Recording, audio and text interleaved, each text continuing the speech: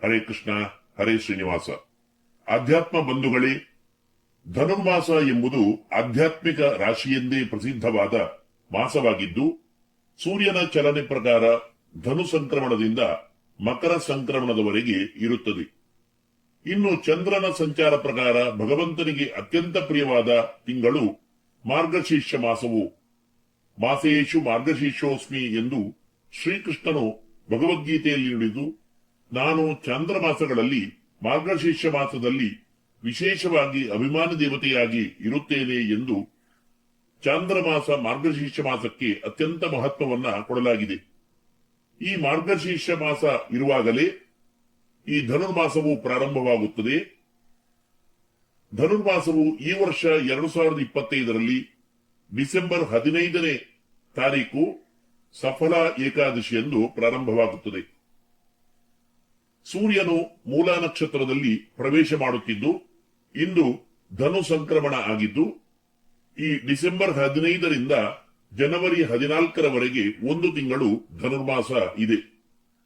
ಇಂತಹ ಪವಿತ್ರವಾದ ಧನುರ್ಮಾಸದ ಒಂದು ತಿಂಗಳ ಸಮಯದಲ್ಲಿ ಶ್ರೀ ಲಕ್ಷ್ಮೀನಾರಾಯಣರಿಗೆ ಹೇಗೆ ಪೂಜೆ ನಡೆಸಬೇಕು, ಯಾವ ರೀತಿಯ ನೈವೇದ್ಯದ ಸಮರ್ಪಣೆ ಇದರಿಂದ ಭಗವಂತ ಪ್ರೀತನಾಗುತ್ತಾನೆ, ಇನ್ನು ದಾನಾದಿಗಳನ್ನ ಯಾವ ರೀತಿಯಲ್ಲಿ ನಡೆಸುವುದರಿಂದ ಭಗವಂತ ಸಂತುಷ್ಟನಾಗ್ತಾನೆ, ಈ ಒಂದು ತಿಂಗಳ ಅವಧಿಯಲ್ಲಿ ಯಾವ ಸಮಯದಲ್ಲಿ ಪೂಜೆಯನ್ನ ನಡೆಸಬೇಕು, ಧನುರ್ಮಾಸದ ಪೂಜೆಯನ್ನ ನಡೆಸುವುದರಿಂದ ಯಾವ ಲಾಭ ಪ್ರಯೋಜನಗಳು ನಮಗೆ ಪ್ರಾಪ್ತಿಯಾಗಬಹುದು, ಧನುರ್ಮಾಸವನ್ನ ಆಚರಿಸದೇ ಇದ್ದಲ್ಲಿ ಎಂತಹ ಪಾಪ ದೋಷಗಳು ನಮಗೆ ಬರಬಹುದು, ಹಾಗೆಯೇ ಮಹಾಲಕ್ಷ್ಮೀ ದೇವಿಗೆ ಪ್ರಿಯವಾದ ಈ ತಿಂಗಳಲ್ಲಿ ವಿಶೇಷವಾಗಿ ನಾವು ಪಠಿಸಬೇಕಾದ ದ್ವಾದಶ ನಾಮಗಳು ಯಾವುವು ಎಂಬ ಎಲ್ಲ ರೀತಿಯ ಧನುರ್ಮಾಸದ ವಿಚಾರಗಳನ್ನ ಇದರಲ್ಲಿ ತಿಳಿದುಕೊಳ್ಳೋಣ. ಬಂಧುಗಳೇ, ಧನುರ್ಮಾಸದ ಮಹಿಮೆಯನ್ನ ಅನೇಕ ಪುರಾಣಗಳು, ಗ್ರಂಥಗಳು ತಿಳಿಸುತ್ತವೆ. ಅಗ್ನಿ ಪುರಾಣದಲ್ಲಿ ಧನುರ್ಮಾಸದ ಬಗ್ಗೆ ತಿಳಿಸುತ್ತಾ, ಯಂ ಯಂ ಕಾಮಯತೆ ಕಾಮಂ ತಂ ತಂ ಪ್ರಾಪ್ಯ ಸುದುರ್ಲಭಂ ಸಸ್ಯಾದ್ ಯೋಗಿ ಸುಧೀ ಶ್ರೀಮಾನ್ ವೈಷ್ಣವೋ ಜನ್ಮಜನ್ಮನಿ. ಅಂದರೆ ಈ ಸಂಸಾರದಲ್ಲಿ ಯಾವುದನ್ನೆಲ್ಲ ನಾವು ಬಯಸುತ್ತೇವೆಯೋ ಅಂತಹ ವಿಹಿತವಾದ ಎಲ್ಲಾ ರೀತಿಯ ಸುಖ ಭೋಗಗಳನ್ನ, ಎಣಿಸಲಾರದ ಐಶ್ವರ್ಯ ಭಾಗ್ಯಗಳನ್ನ ಧನುರ್ಮಾಸದ ಪೂಜೆಯಿಂದ ನಾವು ಪಡೆಯಬಹುದಾಗಿದೆ. ಧನುರಾಶಿಯಲ್ಲಿ ಸೂರ್ಯನ ಪ್ರವೇಶ ಆಗುವ ಈ ಒಂದು ತಿಂಗಳ ಅವಧಿಯಲ್ಲಿ ಪೂಜೆ, ಭಗವದ್ಧ್ಯಾನ, ಜಪ, ಅರ್ಚನೆ, ಅನುಷ್ಠಾನಾದಿಗಳು ಎಷ್ಟು ಮಹತ್ವವೋ ಅಷ್ಟೇ ಮಹತ್ವ ಪೂಜೆಯ ಸಮಯವೂ ಕೂಡ ಆಗಿದೆ. ಉಷಕ್ಕಾಲೇತು ಸಂಪ್ರಾಪ್ತೆ ಅರ್ಚಯಿತ್ವಾ ಜನಾರ್ದನಂ ಉಪಚಾರೈ ಷೋಡಶೀಭಿ ಮುದ್ಗಾನ್ನಂ ಚ ನಿವೇದಯೇತ್. ಅಂದರೆ ಈ ಒಂದು ತಿಂಗಳ ಪವಿತ್ರ ಸಮಯದಲ್ಲಿ ಉಷಕ್ಕಾಲದಲ್ಲಿ ಭಗವಂತನನ್ನ ಅರ್ಚಿಸಬೇಕು. ಅಂದರೆ ಸೂರ್ಯೋದಯಕ್ಕಿಂತ 4 ಗಳಿಗೆ ಮುಂಚೆ ಬ್ರಾಹ್ಮಿ ಮುಹೂರ್ತದಲ್ಲಿ ಆ ಲಕ್ಷ್ಮೀನಾರಾಯಣರ ಆರಾಧನೆಯನ್ನ ನಾವು ನಡೆಸಬೇಕು. ಧನುರ್ಮಾಸದಲ್ಲಿ ನಾವು ನಡೆಸುವ ಇಂತಹ ಉಷಕ್ಕಾಲದ ಒಂದೇ ದಿವಸದ ಪೂಜೆಯಿಂದ 1000 ವರ್ಷಗಳ ಪೂಜಾ ಫಲವನ್ನು ಕೂಡ ನಾವು ಪಡೆಯಬಹುದಾಗಿದೆ ಎಂದು ಶಾಸ್ತ್ರ ಗ್ರಂಥಗಳು ಸಾರುತ್ತವೆ. ಆಗ್ನೇಯ ಪುರಾಣವು ಒಂದು ಎಚ್ಚರಿಕೆಯನ್ನು ಕೂಡ ಧನುರ್ಮಾಸದ ಪರವಾಗಿ ನಮಗೆ ನೀಡುತ್ತದೆ. ಉಷಪೂಜಾಂ ಧನುರ್ಮಾಸಿ ಯೋನ ಕುರ್ವೀತ ವೈಷ್ಣವೀಂ ಸಪ್ತ ಜನ್ಮಸು ರಿಕ್ತ ಸ್ಯಾತ್ ಕ್ಷಯರೋಗೀ ಚ ಮೂಢದೀಹಿ. ಧನುರ್ಮಾಸದ ವಿಶೇಷ ಮಹತ್ವವನ್ನ ಈ ಪುರಾಣವು ಹೇಳುತ್ತಾ, ಒಂದು ವೇಳೆ ಯಾರು ಧನುರ್ಮಾಸದಲ್ಲಿ ಉಷಕ್ಕಾಲದ ಪೂಜೆಯನ್ನ ಮಾಡುವುದಿಲ್ಲವೋ ಅಂಥವರು 7 ಜನ್ಮದಲ್ಲಿ ದರಿದ್ರರಾಗುವವರು, ಕ್ಷಯರೋಗಿಯು ಮೂಢಬುದ್ಧಿಯವರು ಕೂಡ ಆಗಬಹುದಾಗಿದೆ ಎಂದು ಪುರಾಣಗಳು ಹೇಳುತ್ತವೆ. ಧನುರ್ಮಾಸದಲ್ಲಿ ಮುಖ್ಯವಾದ ವಿಷಯ ಬೆಳಿಗ್ಗೆ ಉಷಕ್ಕಾಲದಲ್ಲಿ ಲಕ್ಷ್ಮೀನಾರಾಯಣರ ಪೂಜೆ. ಇದು ಮುಖ್ಯವಾಗಿ ಸೂರ್ಯೋದಯಕ್ಕಿಂತಲೂ ಮುಂಚೆ, ಅಂದ್ರೆ ಅರುಣೋದಯ ಕಾಲದಲ್ಲಿ ಬ್ರಾಹ್ಮಿ ಮುಹೂರ್ತದಲ್ಲಿ ಈ ಪೂಜೆಯನ್ನ ನಡೆಸಬೇಕು.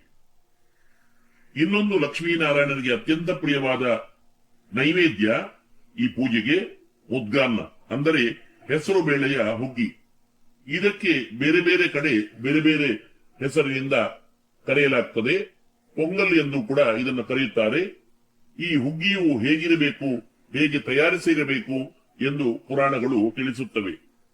ಅಕ್ಕಿಯಷ್ಟೇ ಪ್ರಮಾಣದ ಹೆಸರುಬೇಳೆಯನ್ನ ಸೇರಿಸಿ ಮಾಡುವ ಹುಗ್ಗಿ ಅಥವಾ ಮುದ್ಗಾನ್ನ ಬಹಳ ಶ್ರೇಷ್ಠವಾದುದು. ಅಕ್ಕಿಯ 2ರಷ್ಟು ಪ್ರಮಾಣದಲ್ಲಿ ಹೆಸರುಬೇಳೆಯನ್ನ ಹಾಕಿ ತಯಾರಿಸುವುದು ಇನ್ನೂ ಕೂಡ ಉತ್ತಮ. ಅಂತೂ ಅಕ್ಕಿ ಹೆಸರುಬೇಳೆಯನ್ನು ಸಮಪ್ರಮಾಣದಲ್ಲಿ ಬೆರೆಸಿ ಹುಗ್ಗಿ ಅಥವಾ ಮುದ್ಗಾನ್ನವನ್ನ ಮನೆಯಲ್ಲಿಯೇ ನಾವು ಶುದ್ಧರಾಗಿ ತಯಾರಿಸಿ ಲಕ್ಷ್ಮೀನಾರಾಯಣ ದೇವರಿಗೆ ಸಮರ್ಪಣೆ ಮಾಡಬೇಕು.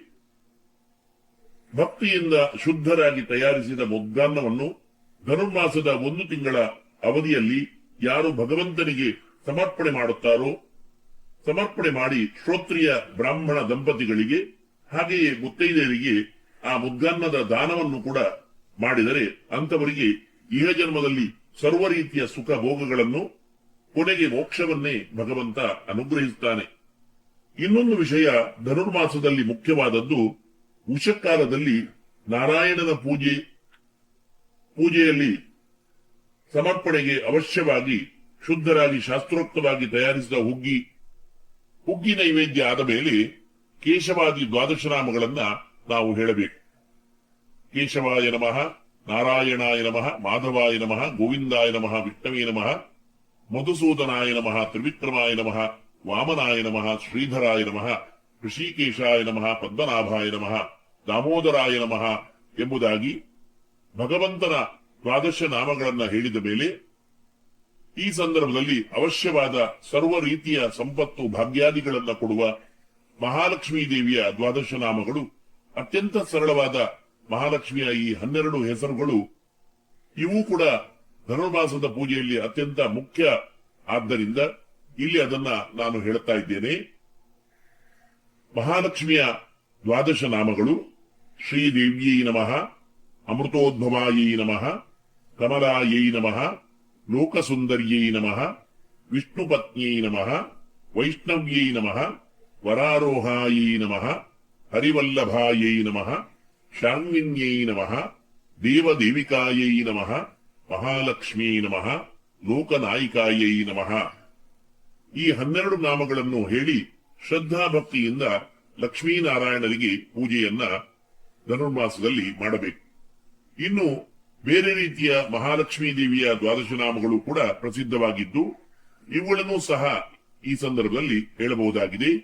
ಒಂದೇ ಶ್ಲೋಕದಲ್ಲಿ ಆ 12 ನಾಮಗಳು ಇದ್ದು ಅದನ್ನು ಸಹ ನಾನು ಇಲ್ಲಿ ತಿಳಿಸ್ತಾ ಇದ್ದೇನೆ. ಶ್ರೀ ಪದ್ಮ ಕಮಲ ಮುಕುಂದ ಮಹಿಷಿ ಲಕ್ಷ್ಮೀ ತ್ರಿಲೋಕೇಶ್ವರಿ ಮಾ ಕ್ಷೀರಾಬ್ದಿ ಸುತಾರವಿಂದ ಜನನೀ ವಿದ್ಯಾ ಸರೋಜಾತ್ಮಿಕ ಸರ್ವಾಭೀಷ್ಟ ಫಲಪ್ರದೇತಿ ಸತತಂ ನಾಮಾನಿ ಯೇ 12 ಪ್ರಾತಃ ಶುದ್ಧತರ ಪಠಂತಿ ಸತತಂ ಸರ್ವಾನ್ ಲಭಂತೆ ಶುಭಾನ್.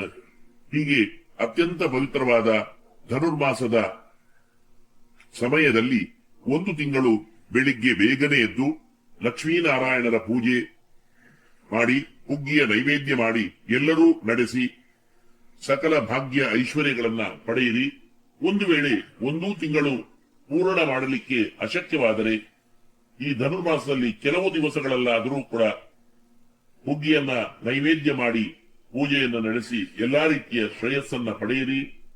ಆ ಲಕ್ಷ್ಮೀನಾರಾಯಣರ ಅನುಗ್ರಹ ವಿಶೇಷವು ನಿಮ್ಮ ಪರಿವಾರದ ಮೇಲೆ, ನಿಮ್ಮ ಮೇಲೆ ಸದಾ ಇರಲಿ ಎನ್ನುತ್ತಾ ವಿರಮಿಸುತ್ತೇನೆ.